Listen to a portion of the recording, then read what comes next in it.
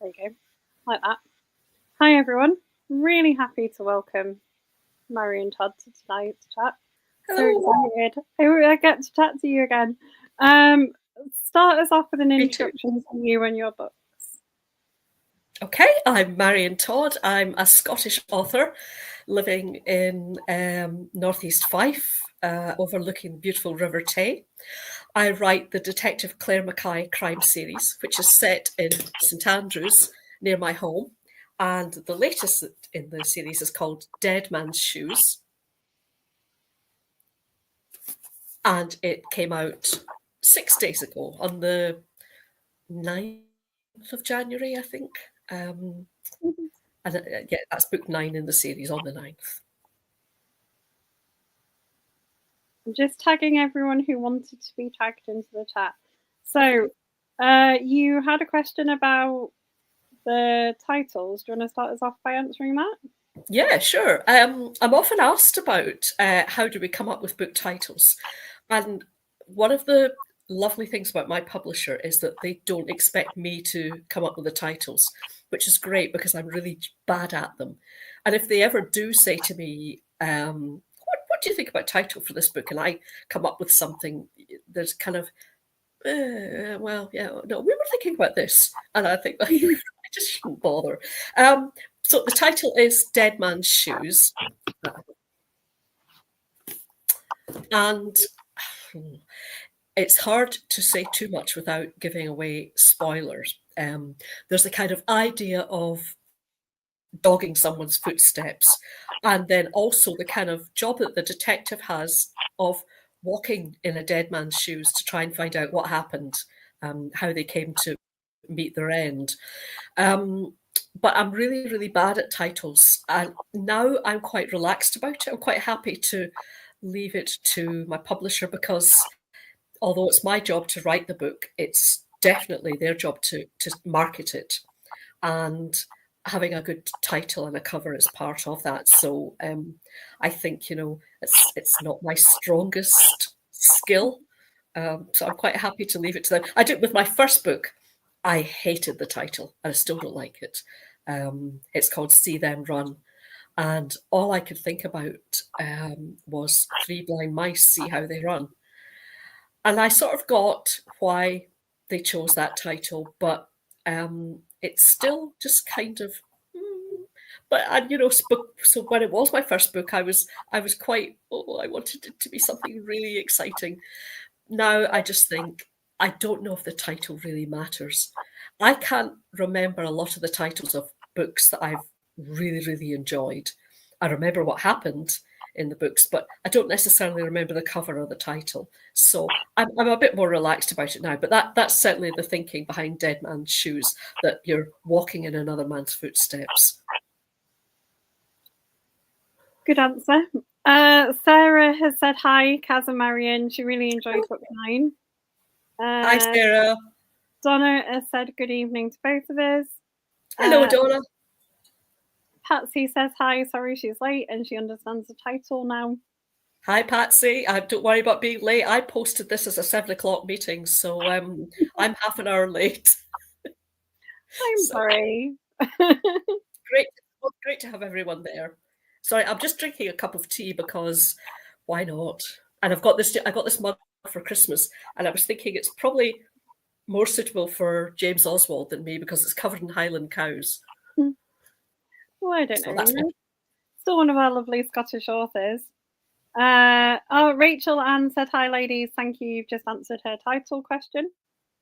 Hi, Rachel Ann. Thank you for a great question. It was a good question. I'm a big fan of your series of books. You're very kind. I'm a very big fan. I think this one marks a bit of a departure for Claire. It feels like quite a different case for her. Like she's kind of facing up to some things without giving away any spoilers, if that makes sense. Yeah. Mm-hmm. Was that a deliberate choice? Yeah, definitely. So there was kind of. This is book 9, as I said earlier, and the one thing that I'm always worried about is that I write the same book twice, or 3 times, and it's just a case of, same old, but just with a slightly different murder. So I always try to move the characters on in their lives, just as we all move on. I'm doing different things from what I was doing 5 years ago. Things happen, people change. So I try in every book to sort of shake things up a little bit. And sometimes it's Claire, sometimes it's other characters. The book that I'm writing at the moment, I'm going to shake things up for someone else. But I just kind of thought Claire has maybe got into a bit of a rut. So I sort of gave her a literary kick up the backside. And the other thing that I tried to do with this book is I wanted to write a serial killer story. I've done it twice before. And the difficulty with it is making each of the crimes, each of the killings, interesting. Because once you've had the first one, if you've got somebody who's got the same modus operandi, how do you make the second and the third and the fourth different enough to keep the reader's interest? So what I decided to do this time was to bring Claire in at about 5 or 6. So this is someone who's been operating in a different part of the country and is suspected of being in the St Andrews area, potentially looking for their next victim. And so the premise of the book initially was, instead of Claire trying to catch a killer, although she is trying to catch a killer, she's trying to prevent a murder. And that was quite difficult, because then I thought, St Andrews isn't a huge town, but if I said to you, right, someone's going to die in St Andrews in the next 24 hours, all the policemen in the world probably couldn't prevent that happening if the killer was determined. Is it going to be indoors? Is it going to be outdoors? Is it going to be in the town, in the suburbs, in the countryside surrounding? So I had to think how I could make it such that Claire had a bit of a chance to work out roughly where this person might go and then narrow it down to 1 or 2 locations. So it was a completely different approach. And I think I quite like doing that because it keeps me fresh as well. Patsy said she thought that parts of it were quite sad, but that might be because she's reaching Claire's dad's age. And she doesn't want to drive anymore. So there's an incident that happens with Claire's father in the book, and it's very close to what happened with my father's dead now, many years ago, but it's very close to being what happened to him when I suddenly looked at him and realized something. And this is what happens to Claire, and it's a bit of a wake-up call. And it was quite sad for me, because it was a sad thing for me to sort of it's not a plot spoiler. She realizes her dad's getting older, and it's pretty much exactly as I describe what happened to my own dad. And so yes, that did make me a little bit sad to write it, but I think it's all part of Claire's world. And I think the thing to do, the thing that I hope I will do, is to realize that I've got to that stage without it becoming a crisis point. So I understand that, Patsy. I absolutely 100% get it. But it's just about putting in a bit of colour that people will recognise and identify with. Sorry if I made you sad. I think it's just, I mean, I get what Patsy is saying, but I kind of feel like that's also a bit of a, I'm trying to word this without giving anything away. I feel like it is a bit of a theme of the novel in general. You know, like, can you be this thing forever? Yes. Kind of thing. Yes, that's a good point, actually. I hadn't thought about that. Is policing like something? And I guess, I mean, I'm nowhere in the age of like Claire's dad, but I know that I've had some of those thoughts about like my job. Have I got the energy to do this this many more Yes. years. And that it's a valid question, especially in jobs like the police. And I think it's actually really relevant in the fiction of it as well, because people doing that job would think Yeah. Yeah. that So kind of thought. traditionally, police officers would retire. I think I'm trying to remember the minimum age. I think it was 48 and a half at one point, but you wouldn't get your full pension then, albeit the police have paid a lot more into their pensions percentage wise than most of us. I don't know what it's like now, but it used to be.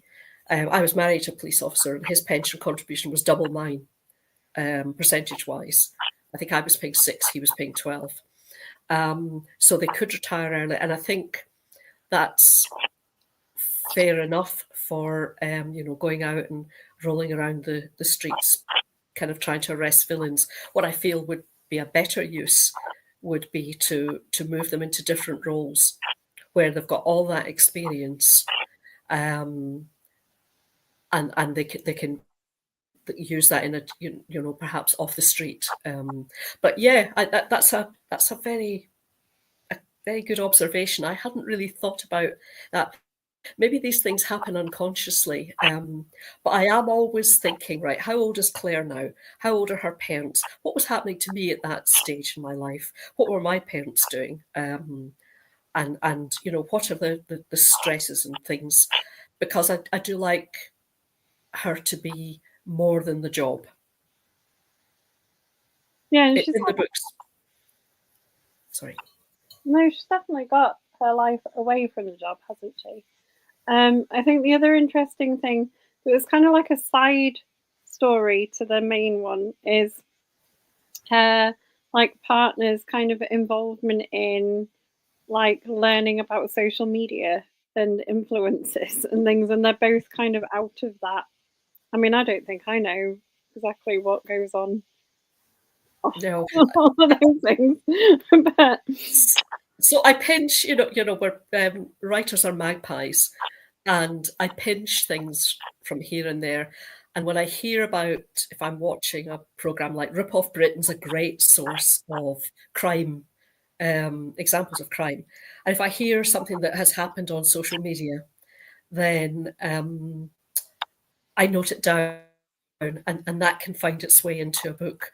But probably what I'm writing is sometimes I'll say it's out of date. Sometimes I'll say to my kids, what was somebody in their 20s? What social media would they be using? But even then, I think, is this the last year? This is the year my daughter hits 30. Haven't broken that to her yet, but and she's the youngest, so I'm kind of losing my sources for things like that. But yes, yeah, I forgot. Yeah, I wanted. There's a character called Ruby. Is it Ruby? I think it's Ruby, and she makes her living as an influencer. And I can't remember who it was that I saw was making a living, somebody online, and I thought I quite fancy putting that into a book. And it was a way of Claire and her partner discussing this, and it also meant that I could give him a role that feeds into the book as well, so that he just doesn't become an adjunct to Claire, just somebody like Benji that she goes home to. I thought I liked involving him, although he wasn't directly involved in the investigation, but his work sort of crossed over what Claire was doing. So it was a way of giving him a bit more colour, I think.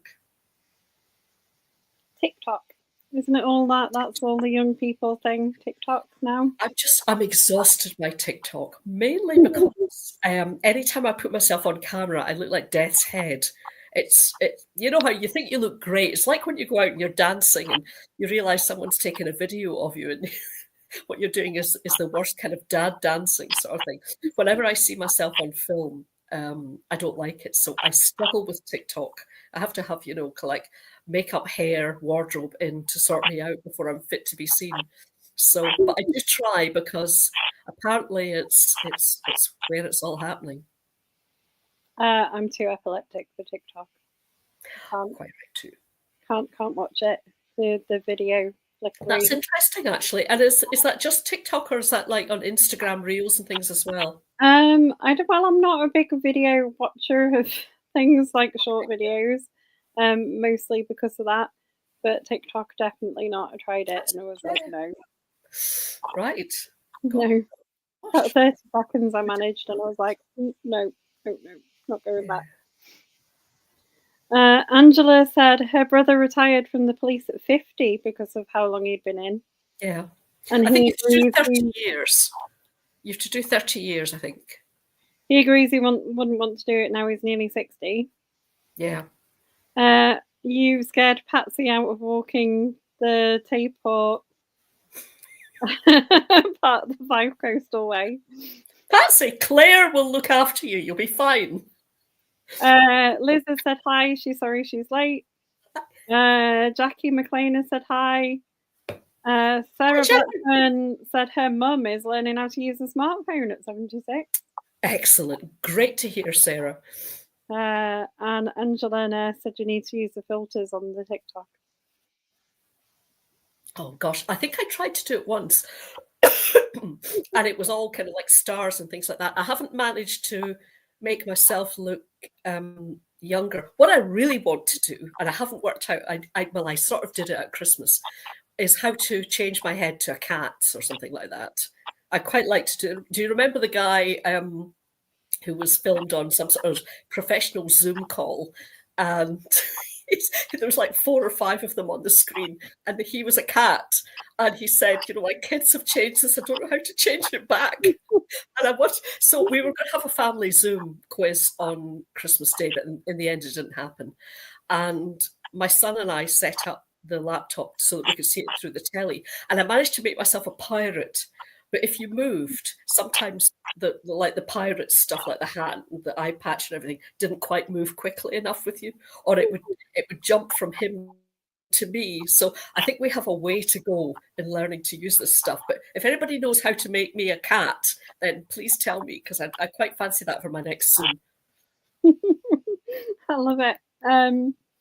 Do you back onto the story though? We got very distracted there. It's all right. Do you think that sort of in upcoming books, again, like it's so hard now we're into book 9 to think of how to word questions. Go for it. Without doing any spoilers. Do you think in upcoming books we will see Claire move away from the kind of role that she has now? That's a question that I'm not going to answer. And that's because of Dead Man's Shoes. Okay, what I will say is that Claire, I'm writing the next Claire book now, so she's still around, she's still doing stuff, but I'm not going to say exactly what she's doing, but she will be detecting crime. Excuse me. Could have a fight with someone. It's a good answer. And there's going to be plenty more Claire books to come. Well, I hope so. I've contracted to write books 10 and I'm counting, books 10 and 11 at the moment. And I've got no plans to kill her off at the moment, but never say never. If she gets on my nerves, then maybe. But I'll never kill Benji. Let's just make that 100% clear. Benji will outlive Claire. Benji's a delight. He needs to be. Couldn't kill Benji. Could you imagine the hate mail? He gets so much. Because he's like such a... Do you have the problem of now, because there is Benji, having to think of like where Benji is? Yeah, I've been told off for Claire leaving Benji for too long. So I've had, she has her wonderful neighbour Moira, who lives in a cottage along the road, and Moira will always take Benji if Moira comes and walks him and all the rest of it. But things are changing, so I've had to think, right, what do we do with Benji? But yes, I did have one email a good few books ago now saying, hello Marion, really enjoyed the books, but really we have to have a talk about Benji. Claire cannot be leaving him as long as she does. It's not fair. And, you know, if you were a dog owner, and I'm thinking, I am a dog owner. But I would never go away and, you know, she goes away for a whole day to work. But then Moira's in twice a day. So Sarah says you should use Kinghorn for a location. I know she keeps asking me to use Kinghorn, and I keep promising I'll do it. I just need to think, you know, she would be encroaching on someone else's patch down there. But I wouldn't say, you know, never say never, because St Andrews is a very small place, and I have killed people all over the shop. I'm running out of places to leave bodies. So, yeah, Kinghorn needs to happen, Sarah. Keep nagging me. Good. And she also wanted to know if you have any ideas for writing a new series or a standalone. Now you've like dominated St Andrews, like Claire is the person in St Andrews. Is there going to be a new series or standalone coming? Okay. Well, I've got no excuse me, I've got no immediate plans to end the Claire series. So that's the first thing to say. I'm probably going to slow down a bit because I'm basically quite lazy. And, you know, I like I don't like working too hard. Life is very busy just now, and I'm finding that I can't quite write as many words as I would like to. I've got lots of ideas. I've got an idea for another series, which I'm not going to jinx by sort of saying anything at the moment. And I've got ideas for standalones. The problem is fitting it in, because my next two Claires are a year apart.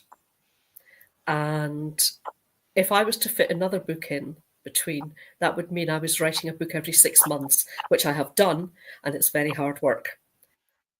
And I don't want to put myself under too much pressure. But yes, there are ideas. Yes, there could be another series, but it's finding the time. So I would say watch this space. Even despite all your like insane planning skills. Well, I mean, yes, yeah, the planning, the planning takes time. So when I write a book, typically I'll allow myself 6 months, and that will be, let's say, 3 to 4 months to write it, but there'll be maybe 4 to 6 weeks of planning. So I can't just have an idea and start writing.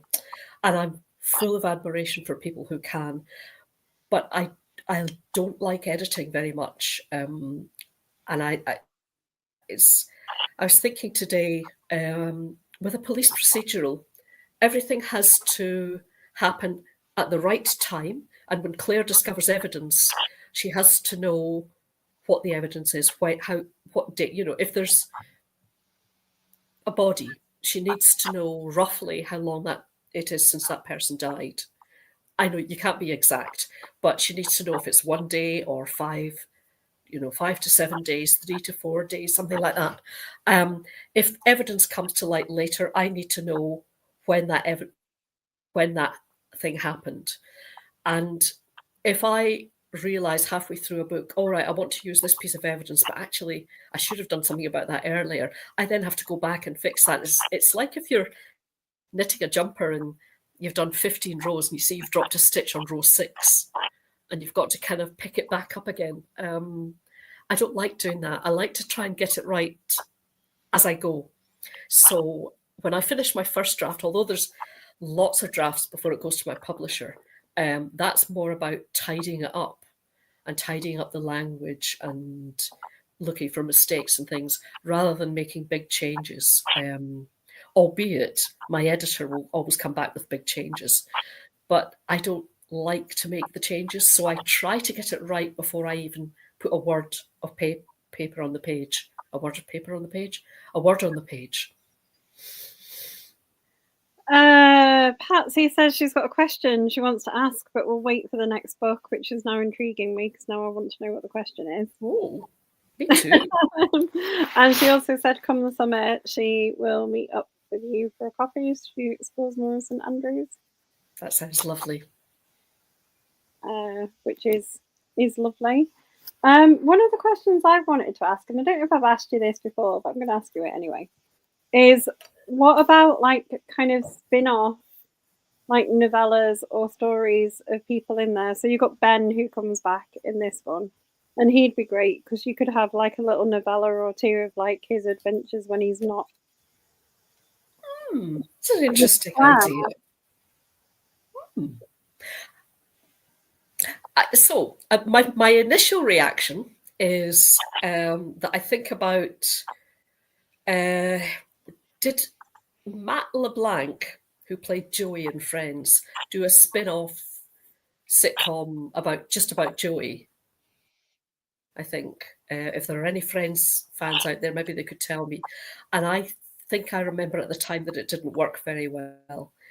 I'm not sure what would happen if I was to take one of the characters out, move them away, and give them something else. That's interesting.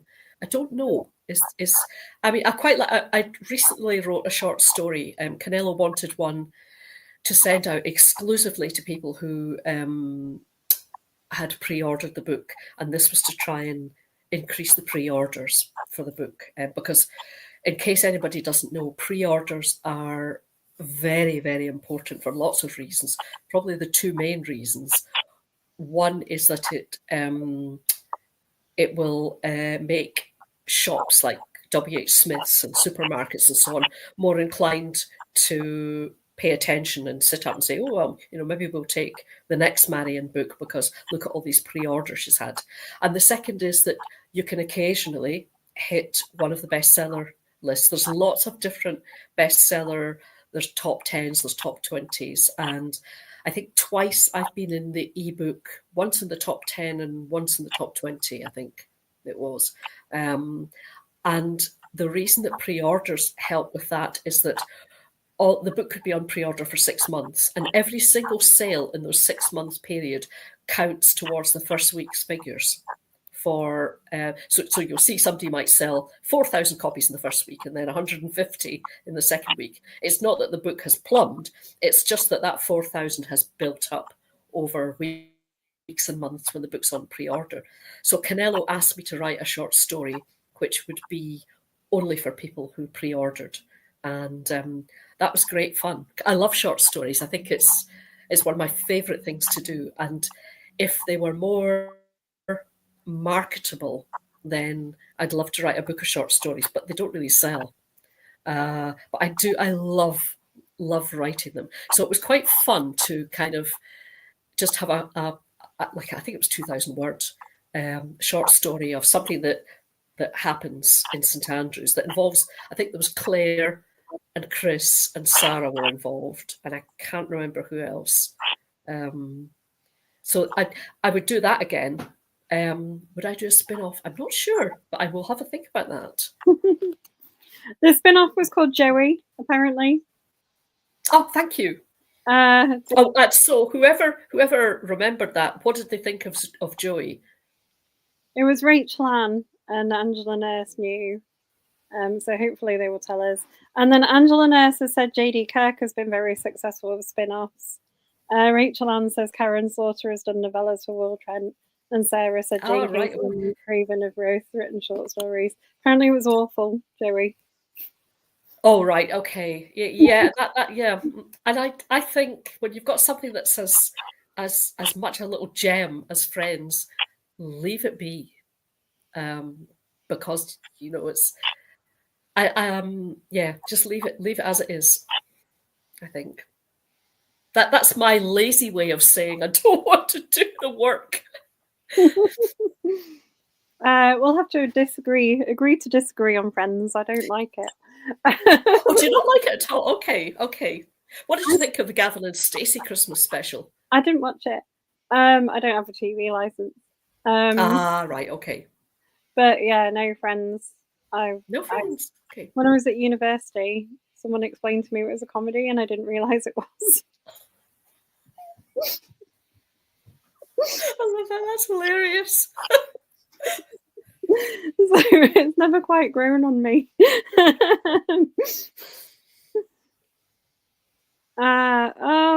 Apparently the Will Trent spin-off series are good. And Leslie Lloyd has said hello. Hello.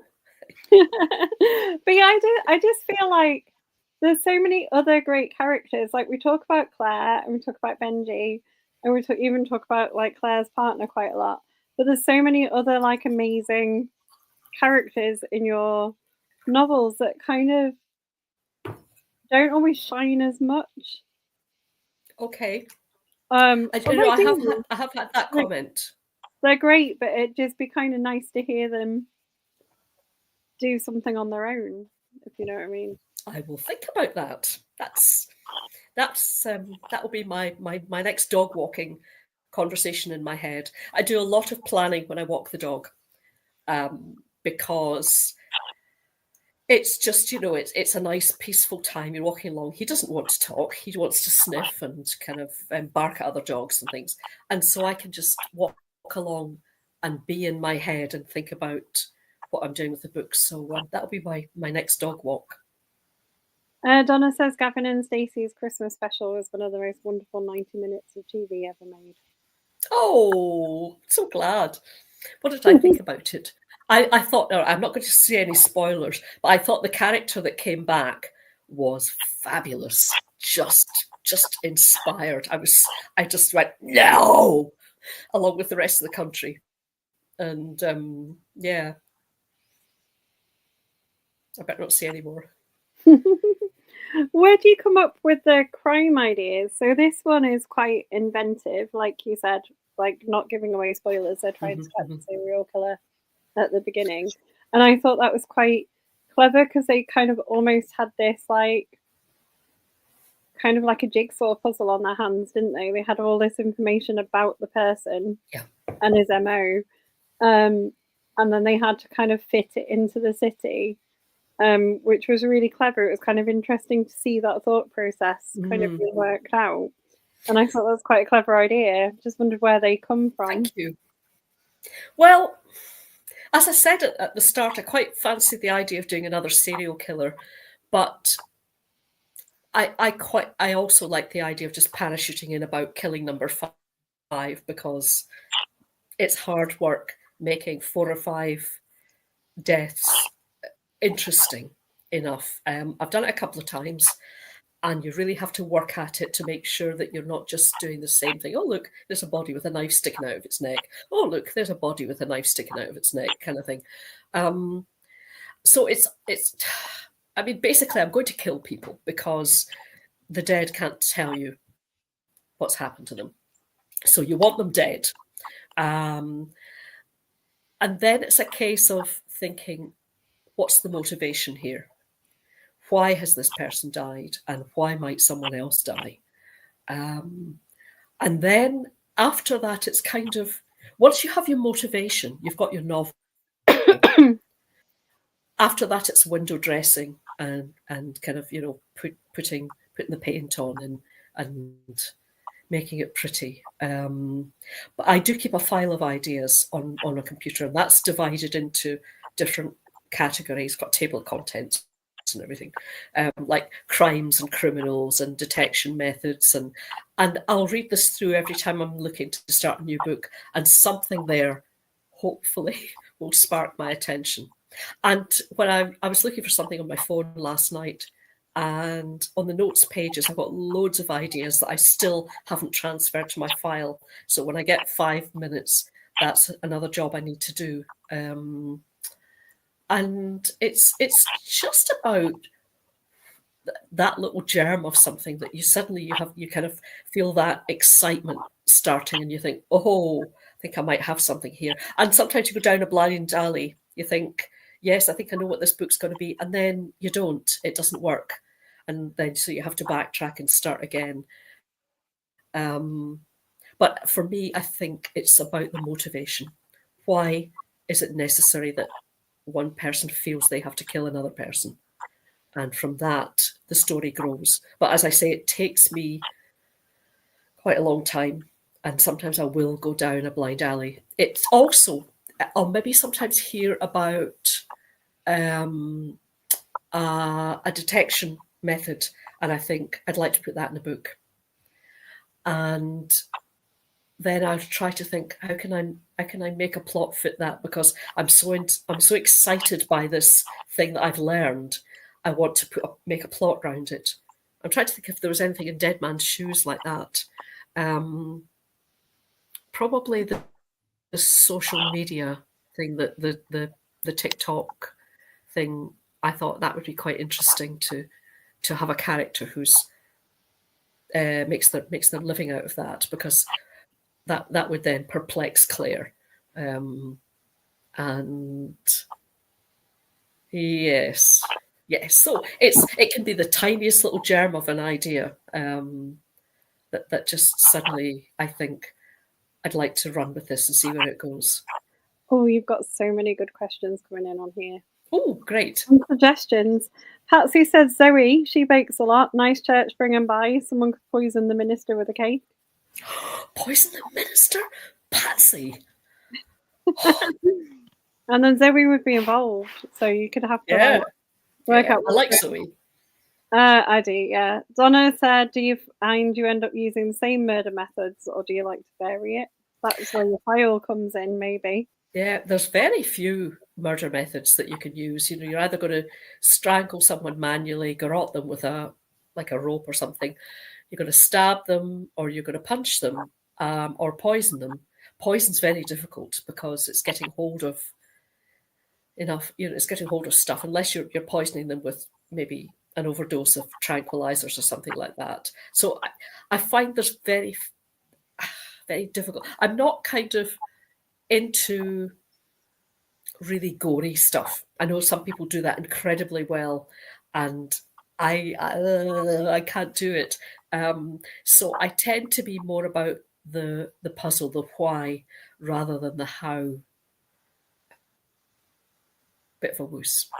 Which is one of the reasons why we like the book so much. Oh. Sarah said, do you see Chris and Sarah as a new series / short story? Gosh, I don't know. I don't know if there's enough there. I think Sarah's one of the characters that I've underdeveloped. I love Chris. I could probably do a Chris thing. What would it be with Sarah? Sarah's almost like a comedy foil to Chris. She's the straight man and he's the funny man, if you like. She's the one that is always telling him off for eating biscuits and hiding his wagon wheels and things like that. With the two of them, I don't know. I'd have to think about that. It's good suggestion. You should never be in trouble for hiding your wagon wheels. I think we've had this discussion before. Treat drawers just need to be a thing everywhere. Sarah said, do you have a favourite Scottish author? That's a question and a half, isn't it? There's so many. I don't have a favourite, definitely not. I tend to read widely rather than get stuck into one author's books. I like to see what everyone is doing. There's some incredible, so for comedy value, you can't beat J.D. Kirk. For plot, Chris Brookmeyer. For a sense of place, I would say Lynn Anderson, because she just does, I think, Scotland so very, very well. Maybe because she lives in the Highlands and she writes very well about, not always writing about the Highlands, but because a lot of her books are Glasgow based. But I think her sense of place is fabulous. There's so many. But as I say, I don't stick with one. But I love all Scottish authors. I hear Angela Nurse is in tonight. Her books Angela's a Scottish author, writing books set down in the south of Fife. I'm in the north of Fife, and her books are excellent as well. I agree. Her books are excellent. I got to interview her just before Christmas, and it was fabulous. Really Have you read her new one yet? I'm really excited about it. I haven't read a new one yet. It is on my Kindle, though. I pre-ordered it while we were talking. Fantastic. I was like, I've got to buy that one. Because it'll be really good. I read my first Angela Nurse before Christmas to getting ready for a chat for her. Uh-huh. And I absolutely loved it. Yeah. So good. She should be better known. She really should. Absolutely. Yeah. She also suggests that you could do Death by Poison Biscoff biscuits. Angela, we're going to have a talk. That's all and I would say that that's a very inaccurate statement calling Biscoff biscuits. Biscoff is basically dust. That's all there is. It's just bits of dust put together. They should be condemned to the eternal pit of bad biscuitude. That's all I've got to say. I'm with you on that one. Thank you. But they tasted cinnamon as well. I hate cinnamon. There's just nothing there. You need about 6 to make a decent mouthful. Could you imagine Chris eating a Biscoff? No. You wouldn't be impressed, would he? Because he likes his wagon wheels. Yeah, likes his wagon wheels.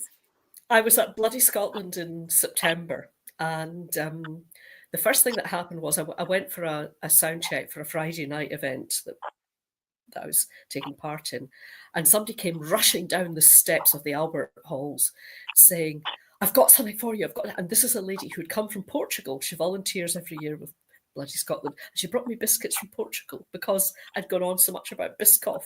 And then another lovely lady called Anne Blockswitch, who writes as well, she caught me in the pub and she said, I've snaffled the biscuits from my hotel for you, so that you don't, because mine had Biscoff. And then somebody came out of a cafe with a packet of biscuits that she just bought and thrust them into my hand. And I'm thinking, I could start a biscuit shop with all the... So moaning about Biscoff has its compensations. Clearly. I mean, and biscuits are great. Angela says they're a poor excuse for a biscuit. Donna says, you think you know people. Patsy said, have you tried Biscoff? Apparently. And Sarah Blackburn had Biscoff cheesecake for her birthday. I'm not even going to dignify these responses with an answer. Just No. You're all mad. But yeah, they make it into a tea. That's disgusting as well. Just no. Just these people should be flogged, publicly flogged. I was like, where are other tats go, Marion? I have proper biscuits here. Dark chocolate ginger. Oops. There you go. See, we're not round. I'm going to have that when I finish chatting with another cup of tea. That's a proper biscuit. That seems very reasonable. What have you, while we're on your favourite Scottish authors, what have you read recently and really enjoyed? Right. I'm going to get my phone out here because I have absolutely no memory at all because I read so many books, as I'm sure you must do. So the last book I read and finished was T.M. Logan's The Dream Home, which was fantastic. At the moment, I'm about 2 hours from the end of B.A. Paris's The Guest, and I'm just like, oh, did not see that coming. And before that, it was A Lesson in Cruelty by Harriet Tice. And before that, it was Gillian McAllister, Wrong Place, Wrong Time, which I did not think I was going to like because I thought, going back in time? Not sure about that. And oh my goodness, it's just a phenomenal concept. So that's the last 4 books. I've also got 2 books arrived today. Well, not today. One arrived a couple of days ago. One arrived today. They're both early copies. So this is Morgan Cry, The Cost. Ooh, very nice. Who also writes as Gordon Brown, one of the founders of Bloody Scotland. So very much looking forward to getting stuck into that. And then today, Line of Sight by magnificent Claire Askew. And Claire won the Bloody Scotland debut prize. Which year would it have been? 2019, I think. With, I think it was All the Hidden Truths. I can't remember which one it was, but I love that. So I'm looking forward to getting stuck into both of these. Isn't it the best when you get like books? I got your book as a Did you? Oh, I'm so glad.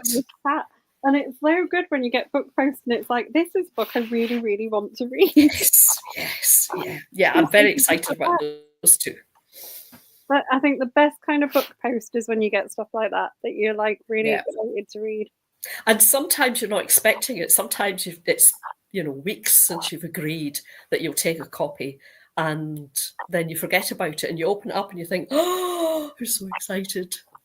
I don't know when I last actually bought a book for myself to read, because it's just non-stop. You get lots and lots of requests for review copies, and sometimes it takes me ages to read them because I'm just so busy. But I think I got a couple of books for Christmas, but I cannot remember what they are. One was a politics book, and I can't remember the other one. I remembered gathering up all my presents on Christmas Day and thinking, right, I'll tidy these away. I'll look at them later, and they're still in the bag. Oh no. I got some for Christmas, and then I got some on the Waterstones kind of sale Lovely. in Boxing Day. I love book shopping. It's such fun. I love buying for friends. I picked up like the new Murakami book, which I've not read yet, but I'm very excited about it. I like Murakami. Excellent. But I have to read for author chats as well. So. Yeah, you must be like non-stop reading. And plus you're working full time as well. I don't know how you do it. It's magic. No, I don't have a TV license. There you go. Ah, yes, you did say that. I'm not watching Having and Stacey. I'm just reading books. I fall asleep in the bath. I read every night in the bath, and sometimes I drop the books because I do fall asleep. So I can't take my Kindle in because I don't trust myself. Oh, lots of people are very jealous about your book post. Well, what can I say? And Leslie Lloyd has complimented you on your biscuit. It's a nice one. It's a really nice one. It was one of those boxes of, I think it was extremely chocolatey Marks and Spencer's that I had over Christmas, and all that's left is this that I think is like a vanilla sort of crunch one. This, which is an orangey crunch one, and tonight's chocolate Brazil. That's all I've got left. I was cleaning the box out today, so. Which I think is pretty good, actually, given Christmas was 3 weeks ago. Yeah, you're doing well. It's very good. Angela Nurse thinks your book covers are great as well. Oh, they're normally very evocative, aren't they? Of like, I think this one is a departure, actually. I think it's obviously physically dark. It's at night, and White Van is quite. I don't know which way to put my finger. White Van is quite a big part of the plot, but it's dark in tone as well, in mood, I think, whereas the others have pretty much been daytime covers, I think. I think that's the first. No. Bridges to Burn was a nighttime one, but it was nice and bright and all the rest of it. I think that one's quite moody. I think. It's kind of the first one as well that's not like as evident to place. I kind of feel like a lot of your covers have a sense of place. Yeah, I think so. There's quite a few of them are obviously Fife or St Andrews or roundabout. That one could be absolutely anywhere. There was one that I think the third book, Lies to Tell, where was it Lies to Tell? Might have been another one. I can't remember. Anyway, there was a scene in a local forest, and I had to get them to change the trees because they used kind of evergreen, a bit like spruce or fir or something like that. And round here we have Scots pines, which look nothing like a Christmas tree. They don't have that sort of apex. They've got bare trunks and then just like a lot of stuff up here. So I had to get them to change the trees because I would have got complaints about that because readers love to find a mistake. So I thought, let's get this changed now. But yeah, the covers are usually good fun. The first book, which Canelo assured me was a seed just outside St Andrews, years later I discovered was actually on the Isle of Skye. And I only discovered it because I drove past it. And I thought, that's the cover of my book. So. Donna Irwin says she loves recognising the places. Her daughter lived near the police station. In St Andrews. I think so, yeah. Oh, right, yeah, okay. So I'll let you into a secret about that. As long as you promise not to tell anybody else. Years ago, the police station in St Andrews was in a very old building in a street called North Street. And it'd been there for donkey's years. And that's just where I always thought of it. And at some point, they moved to a new purpose-built building further, can't remember where it was. I can never remember the name of the street, but it doesn't matter. And I wrote a book before my first book was published. The book that I wrote that first had Claire in it, was never published and will never be published. It was about something else, and Claire happened to wander in because a crime had been committed. And I wrote that whole book with the police station in North Street. And one day I was on Google Street View looking at something and looking at the police station, and they must have updated their photographs. And I thought, where's the police sign gone? Wait a minute, So I went on to Google police station in St Andrews, completely different address. I think it's something like Tom Morris Drive or something. So I had to, and there was stuff that happened outside the police station in that book. So all of that had to be rewritten.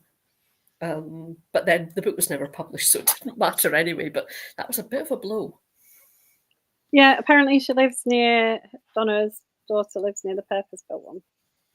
Excellent. Good. Nice part of town. And Gordon Brown says hello. Oh, hi, Gordon. Oh, as in, hold on. Gordon Brown, Morgan Cry, same difference. This is his next book I'm very excited about. Hello, Gordon. He's another one we're a big fan of in the book club. Oh, he's fabulous. I know Sam's interviewed him quite a few times. And, it pains me to say it, but he's one of the nicest people I've ever met. Oh, he says, woohoo. He's lovely. Patsy said there might have been another author who had the police station on the wrong side of the street. Oh, I hope so. We all make mistakes. I got picked up for one this week, actually. The book's only been out 6 days, but somebody already spotted a mistake. And, these things happen. We're only human. What happens? So if you find a mistake, I don't know how this goes with authors. So if someone finds a mistake, Mm-hmm. Does it get corrected for future editions? It depends what it is. Forever, or so in the past, to my absolute dreadful embarrassment, the Scottish Police College is in a place called Tullyallen, and I misspelt it in a book. And you'd think I'd know, but so that can be corrected. That's easy enough. The mistake that someone found this week was that Claire had drained her wine glass, as she's very good at doing. She's a good drinker, Claire. And she'd declined another glass, and then 5 minutes later, she took a glug of wine.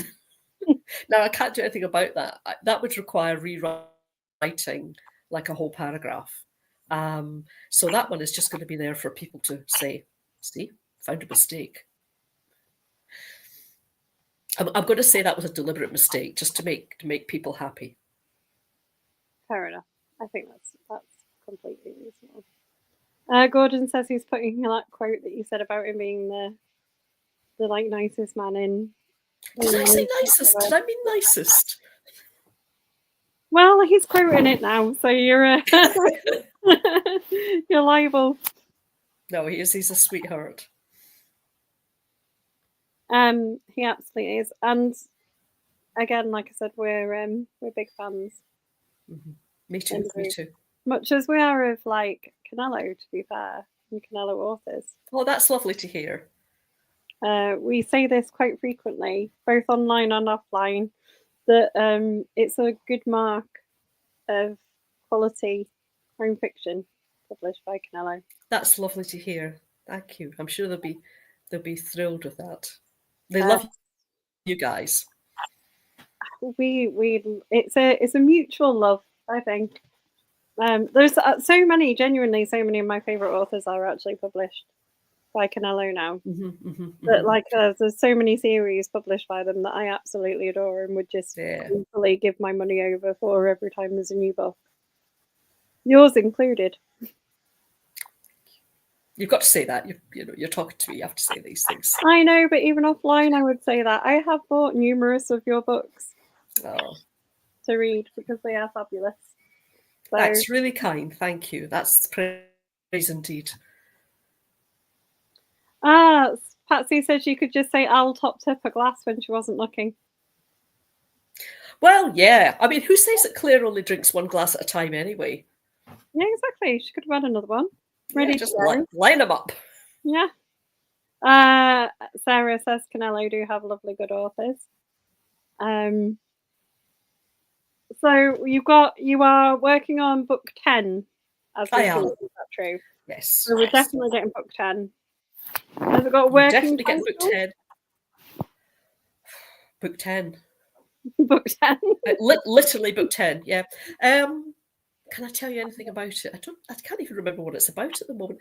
What is it? What happens? I think somebody's found in the harbour. A body's found in the harbour. There you go. That's all I can remember. That's all I'm saying. And there's something else happening in the town that Claire's a bit worried about, but I'll not say any more than that. Angela says maybe she could have taken a drink from the bottle. She's a woman of style, Claire. Drinking from the bottle, absolutely. We're giving you all the answers. Yeah. I think I did actually write back and said a very nice, thank you for pointing this out. I think probably Al had filled Claire's glass when she wasn't looking. I'm pretty sure that's what I said. Such is life. Yeah, these things happen. Remind everyone who is watching what they're going to go away and buy if they are fans of the Claire series already, and maybe where to start if they're new to your books. Okay. This is the point at which I would love to reach up and find book 1 in the series. It's a way up. It's like, nope, other side. It's up there. The first of the series is called See Them Run, and that introduces us to Detective Inspector Claire Mackay, who lives just outside St Andrews. And there are now 9 books in the series, and the latest, again, is Dead Man's Shoes with its spooky cover. And, there's some nice quotes on the back from Angela Marsons and Barnaby Walter and Rachel McLean, and a little bit of blurb about the book. And what you can't see, but I can tell you, is that this is like embossed. So it's worth buying the book for that alone. Just the joy of touching it. It stands out. There you are. Look at all those words. Look, I put all those words on a page and they're yours, dear reader. Donna says she's patiently waiting for the audiobook. Is one end of the month, I think. I don't know why it's late. The audiobook has a different publisher. Sometimes Canelo do the audiobooks for some authors. From the start, my audio rights were sold to a different publisher called W.F. House. So it's up to them when they put it out. But it's ready to go. It's all recorded and should be out. I think it's the 30th, but not absolutely sure. But I'm looking forward to hearing it. Donna also said, did you enjoy narrating the first 2 yourself? I actually did the first 6, and I yes and no. It's very hard work, very hard on the throat. Your mouth dries within like 30 seconds, and you think, I can't say another word, but you soon learn how to kind of keep hydrating your mouth. But it's the reason I narrated it was because it was lockdown, and the studios were all shut. And my agent thought it would be a good thing for me. Build your author brand, I think was what she said, whatever that means. And I agreed to do it. And in some ways it's fun because I imagine the scenes as I'm writing them. I can imagine Claire, I can hear what she sounds like. It was fun to do, but I'm also not an actor. And I can't bring what a professional actor can to the recording, even though I know the story and I know how the characters are meant to sound. And I was starting to be inhibited the way I was writing the books because I was thinking about narrating it. I think the last or the second last, I think it was the last book I narrated, I found myself reading. He spoke with a faint Hebridean accent as I was doing the recording. And I thought, I don't know how to do that. And at that point, I thought, I need to stop doing this. This is time to hand over to a professional. So since then, I've had a lot of fun. There's a Geordie or there's somebody from, kind of, I think it's South Shields actually, in this book. I had a Polish woman who'd come to live in Dundee, so I had a bit of a half Polish, half Scottish accent. And I wouldn't have been able to do that myself, and I would have not put her in the book. Not in this book, that was in the previous book. So while it was fun for a while, I was very, very glad to stop doing it. It's hard, hard work. It's 2.5 days solidly speaking into a microphone in a dark room with pillows and duvets everywhere. And my computer shut down once, just after I'd saved a recording, an hour and a half talking, and it overheated because I put a duvet behind it to sort of muffle the fan. And I just thought, oh, I don't want to do this anymore. So it's very hard work. Voice actors are incredible. And sometimes I'd be saying, Claire away up here and Chris away down there. And then I'd get them mixed up. And I'd have to start, sort of stop the recording and say, I'm really sorry, that was the wrong voice. So, yeah, fun for a while. Not something I'd want to do again. And then all that's left for me to say is thank you so much for joining us again. Oh, gosh, is that an hour? Thank you. It's been such fun. And thanks to everybody that's tuned in tonight. I really, really appreciate you looking in.